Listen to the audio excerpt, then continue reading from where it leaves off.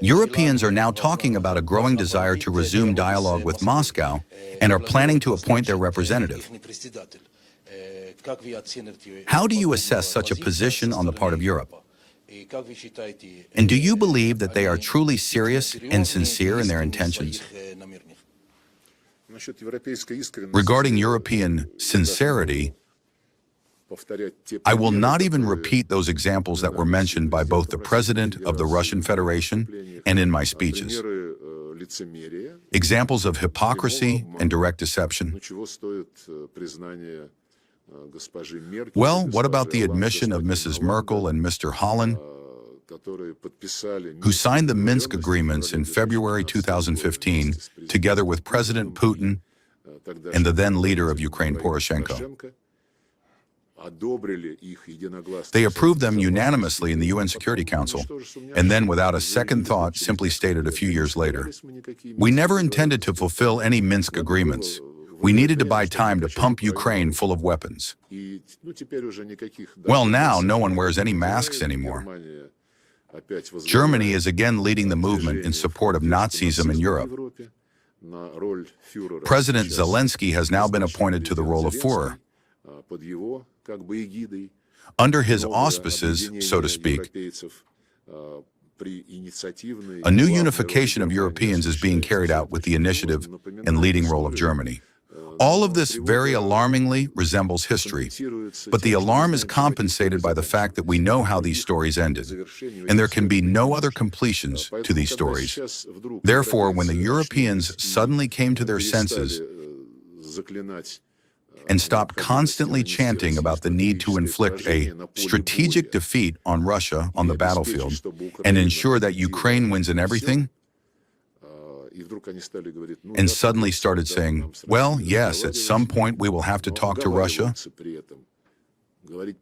but they immediately add a reservation.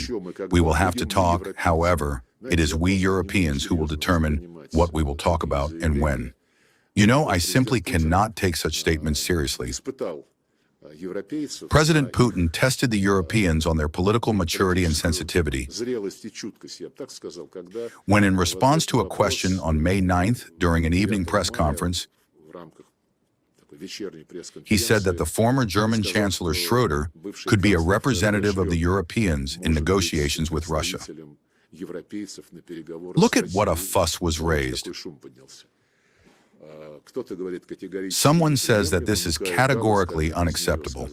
Well, Kaja Kallas, how could we do without her, said that only she. Some, including in Germany, did not reject such a possibility. A very amusing discussion turned out after such an answer from our president.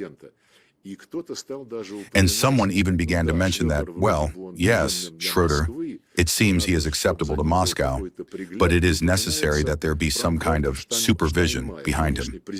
Frank-Walter Steinmeier, the current president of the Federal Republic of Germany, is mentioned. Returning to the question of whether the West can be trusted, I will remind you of one more event that took place a year before the Minsk Agreements. And it consisted in the fact that in February 2014, a peace agreement was signed between the then President Yanukovych and the opposition. The agreement provided for early elections and the settlement of all aspects of that very so-called Maidan crisis. Well, this agreement was guaranteed by France, Germany, and Poland. On behalf of Germany, it was signed by that very same Frank-Walter Steinmeier. And the next morning after Steinmeier signed it, the opposition tore up this agreement, spat on Germany, on France, and on Poland, on all their guarantees, seized government buildings and began hunting for President Yanukovych in order to physically eliminate him. We urgently contacted Berlin, Paris, and Warsaw and said, "Dear friends, you guaranteed the agreement, bring the opposition, which is under your control, to its senses." They all shamefully avoided answering the question and said, "Well, yes, you know, it's a coup, not a coup. Democracy sometimes takes unexpected twists, and that's all." Therefore, as to how much Mr. Steinmeier can be trusted, we already know. And we are not forcing ourselves into any negotiation processes with Europe. The answer of President Putin must be viewed precisely in the context that we are ready, but we will never run around begging. I will repeat once again, the Europeans have a completely negative track record regarding their capacity to reach agreements. They had chances to make their contribution to the Ukrainian settlement. I have already mentioned them. This is both February 2014, when in the end, in violation of the agreement, a coup d'etat took place. This is also February 2015, when the Minsk Agreements were signed. In both instances, the Europeans were guarantors. In both instances, they failed their role as guarantors and honest brokers.